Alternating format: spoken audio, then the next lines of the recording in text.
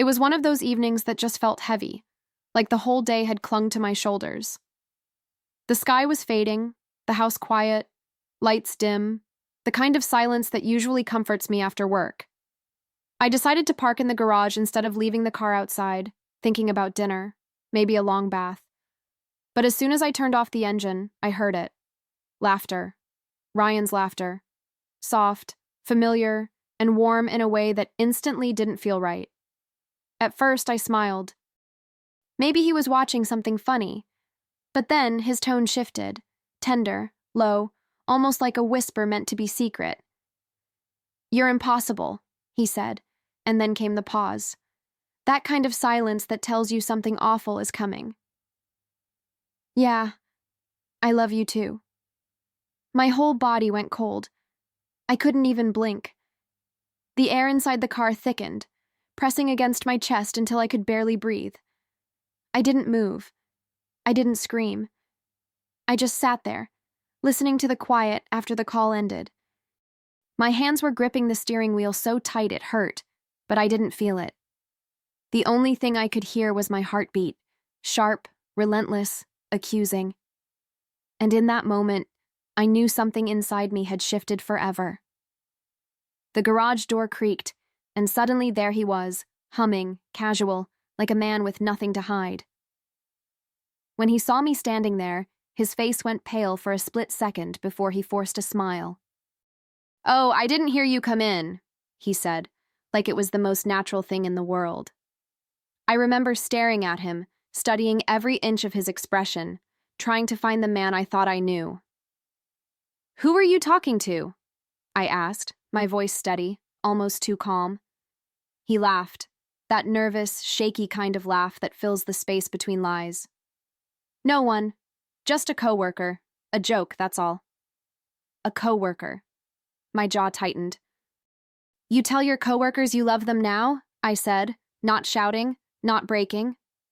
He blinked, stammered something about it being an expression. Then he looked at me with that old, tired line. "Relax, Emma." And that was it, the moment I decided to stop giving him words.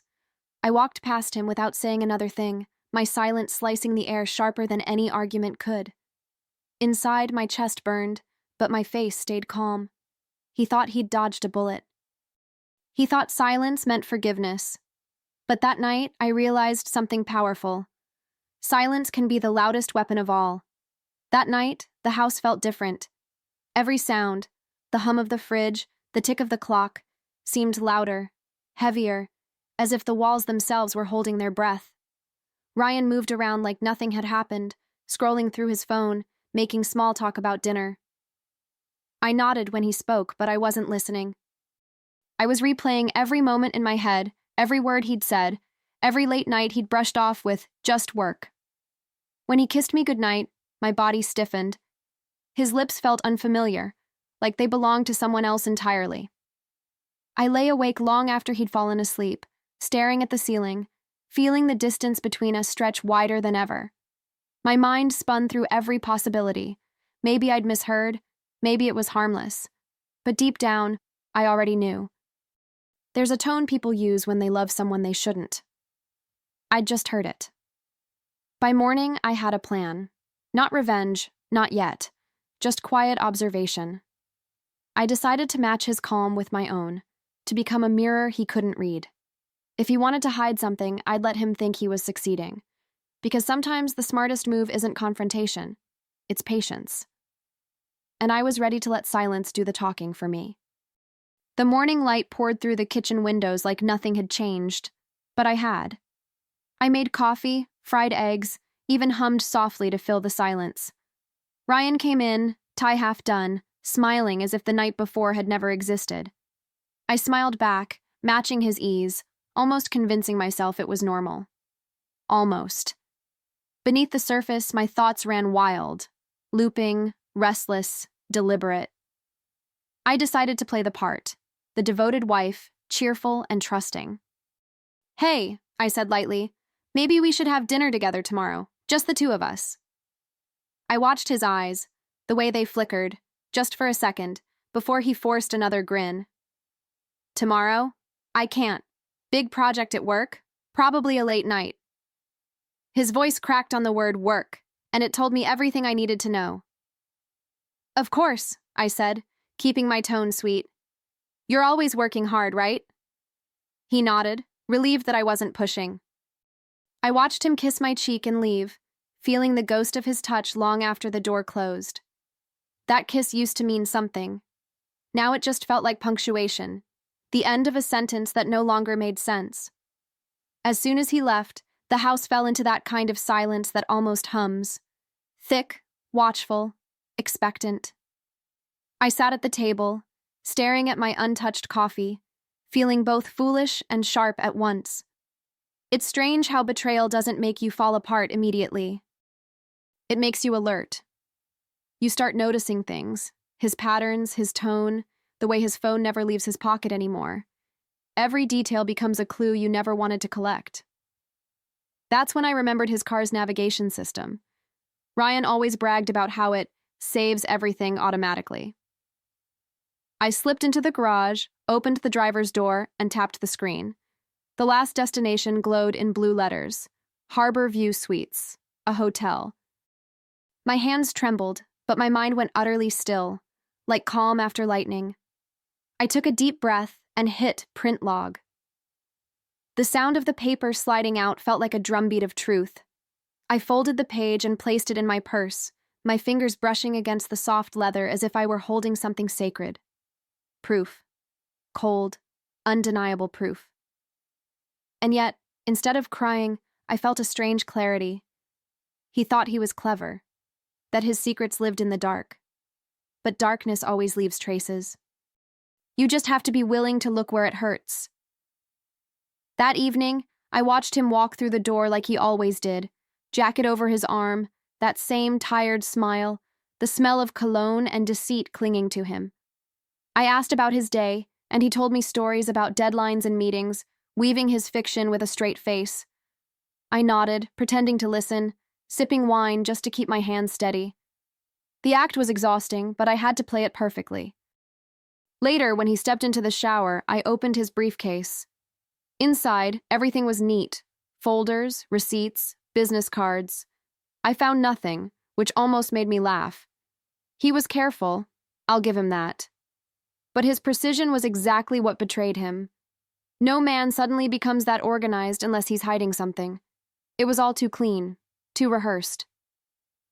I stood by the window, watching his reflection through the bathroom's frosted glass.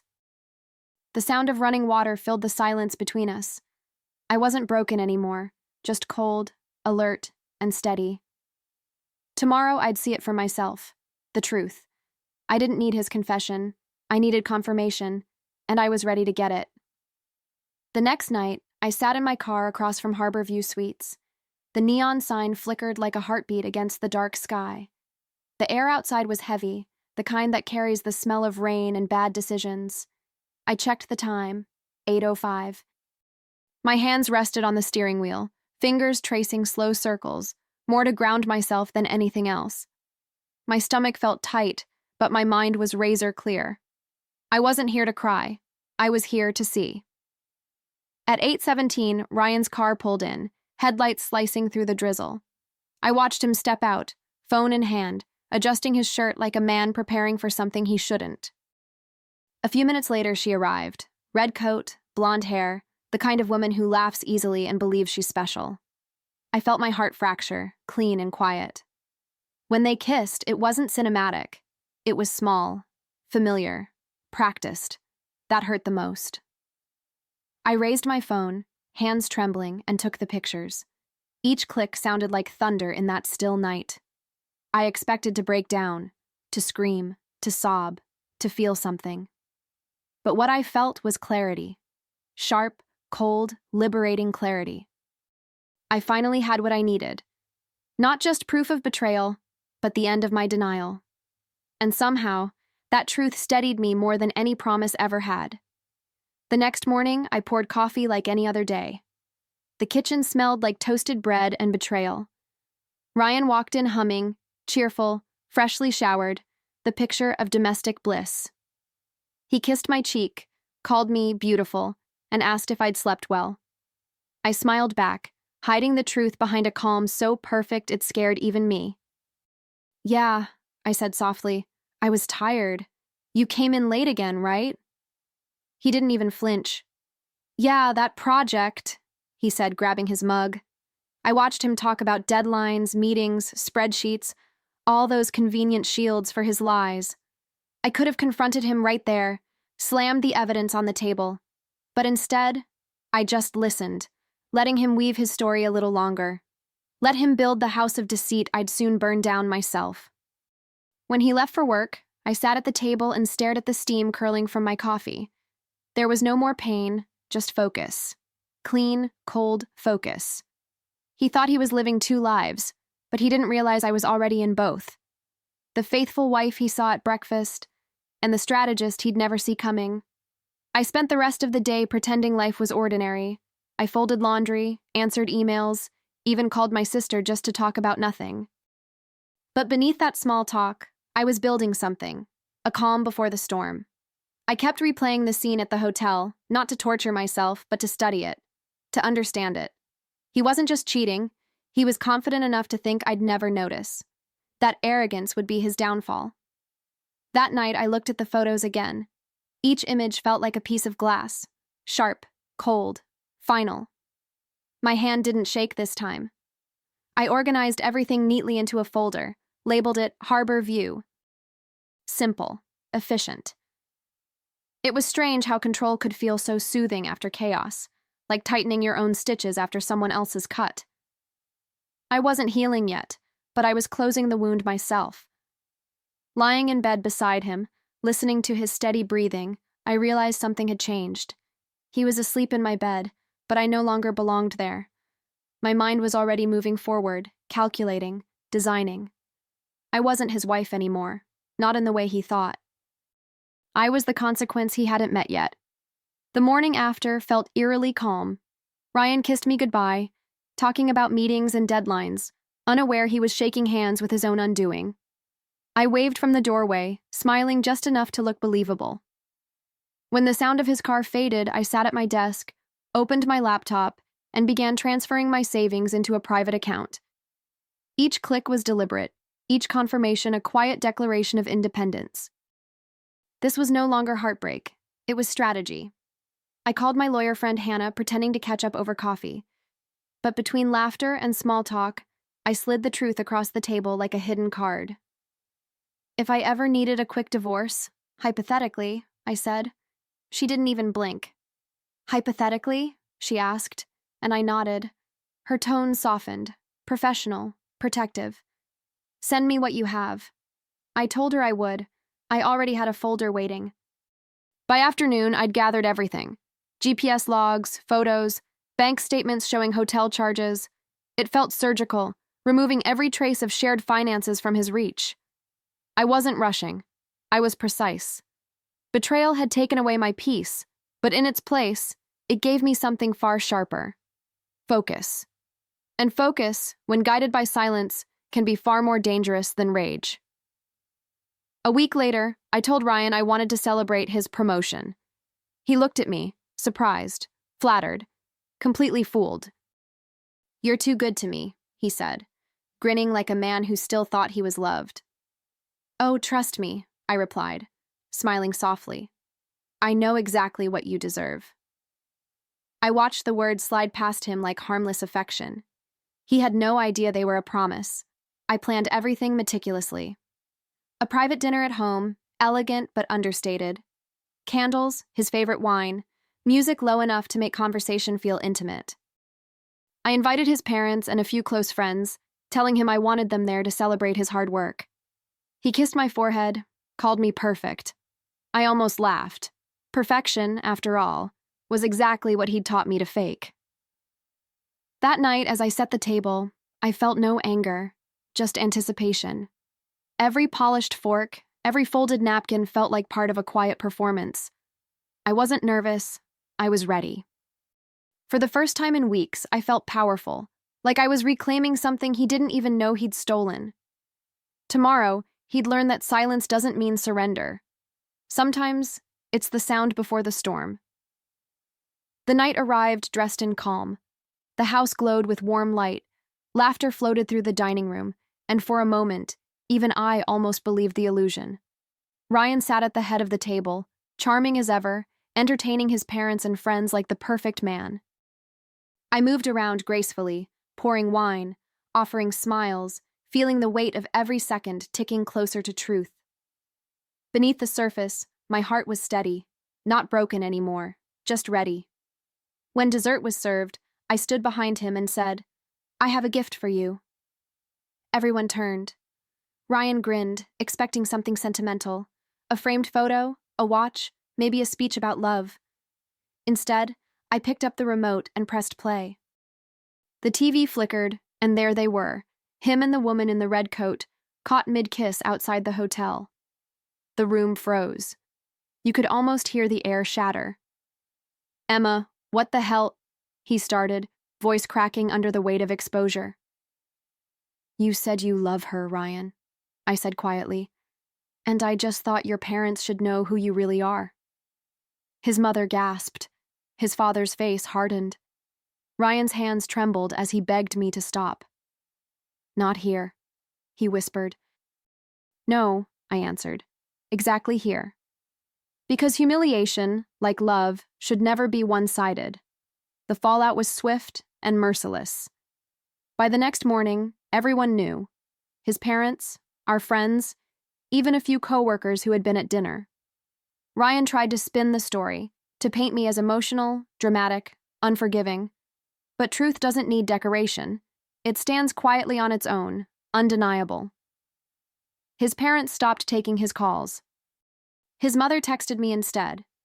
"You did what I wish I had done years ago." At work, things unraveled faster. The woman in the red coat wasn't just anyone. She was his subordinate. Once the photos reached HR, there was no saving him.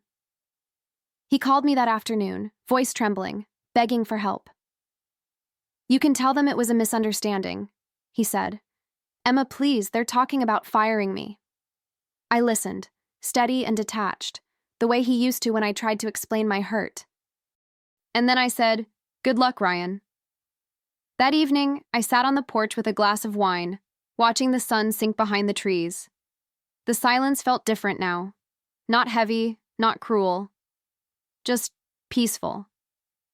I'd spent years trying to keep our marriage alive, feeding it words, effort, hope. But in the end, all it took to end it was the one thing he never expected from me: silence. The divorce moved faster than I expected. Hannah handled everything: the documents, the division, the strategy. All I had to do was sign where she told me to. Within a month, it was done. The house was mine, along with most of our assets. Ryan didn't fight it much. He couldn't. Every attempt to resist came with the quiet reminder of what I could still expose. Betrayal may have started the fire, but justice kept it burning clean. When we met to sign the final papers, he looked smaller somehow. Not physically, but in spirit. His eyes carried the weight of a man who'd finally realized he'd gambled everything on a lie. "Emma," he said softly, "I was stupid. I love you." I almost pitied him. Almost. But pity is just another form of attachment, and I was done with both. I looked at him, steady and calm. "You said those words once before," I replied. "I just didn't know they weren't meant for me." He opened his mouth, but nothing came out. The silence between us said everything: the ending, the lesson, the cost. Then I stood, gathered my papers, and walked away. That was the last time I ever looked back. In the weeks that followed, I learned that peace doesn't arrive with fireworks. It tiptoes in. One day you wake up and realize the tension in your chest is gone. The house no longer feels haunted by someone else's voice. The bed feels wider, the air cleaner. I started cooking again, reading late into the night, filling the silence with things that actually fed me. It was strange how loneliness could feel like freedom when it's finally yours. Sometimes I'd catch myself remembering small moments, the laughter, the plans, the years we built together. But instead of pain, there was gratitude. Gratitude for the lesson, for the strength I didn't know I had. Betrayal had broken something in me, yes, but it also rebuilt something stronger, a version of myself that no longer begged to be chosen. I was finally the one doing the choosing. One evening, as I watched the rain tap against the windows, I thought about how everything started. Just a few careless words in the dark. Yeah, I love you too. Those words shattered my world, but they also rebuilt it. They forced me to listen to something I'd ignored for too long. The voice inside me that whispered, "You deserve more." And this time, I listened. Months later, I found myself sitting in a small cafe by the ocean, sunlight spilling through the windows like forgiveness. The air smelled of salt and roasted coffee, and for the first time in years I felt truly light. No waiting for someone's call, no wondering where he was. Just me, a book in my hand, peace in my heart, and a quiet smile that didn't need explaining. Healing didn't come suddenly. It arrived in soft, steady waves. My friend Clara joined me, eyes bright as she sat down. "You look happy," she said, tilting her head. "Really happy." I laughed, not politely, but fully, the kind of laugh that comes from somewhere deep and unguarded. "Because I finally am," I told her. "I used to think love was about holding on. Turns out, sometimes love is knowing exactly when to let go." She reached across the table and squeezed my hand, and I realized how different that touch felt. Genuine, grounding, kind. When we left the cafe, the ocean breeze carried my hair across my face, and I caught my reflection in the glass door. Not the woman who'd been betrayed, but the one who'd rebuilt herself from it. As I stepped outside, my phone buzzed. Unknown number. The message read, "I miss you." I stared at it for a heartbeat, then hit delete. No hesitation, no pain, just silence. My final answer. That night I walked along the shoreline, the sound of the waves matching the rhythm of my thoughts. Every step felt lighter, every breath more my own. The ocean stretched endlessly ahead, wild, unpredictable, and beautiful. I realized that's what freedom really is. Not control, not revenge, but peace with uncertainty. I didn't need answers anymore. I'd lived through the question and survived it. I thought about Ryan. Not with anger, not even with sadness, but with distance. He had taught me something he never intended to, that some people break you just to see if you'll rebuild. And I did. But this time, I built quietly, without witnesses or apologies. My foundation wasn't love or trust. It was truth. And truth, once you face it, doesn't hurt anymore. It liberates. As I turned back toward the cafe lights in the distance, I felt a small smile pull at my lips. For years, I'd let words define me, his promises, his excuses, his lies. But now, silence was my language, my strength, my closure. Because he once taught me that some words mean nothing, and in the end, I taught him that silence can mean everything. If you asked me what healing looks like, I'd tell you it's quieter than people think. It's not loud or dramatic.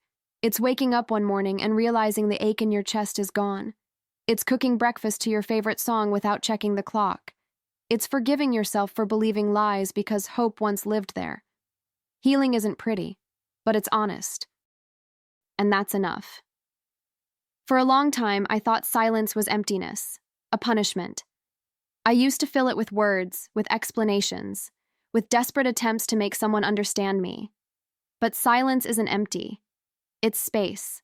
Space to rebuild, to breathe, to listen to your own heart without interruption. Silence is where I finally met myself again, and she was worth waiting for.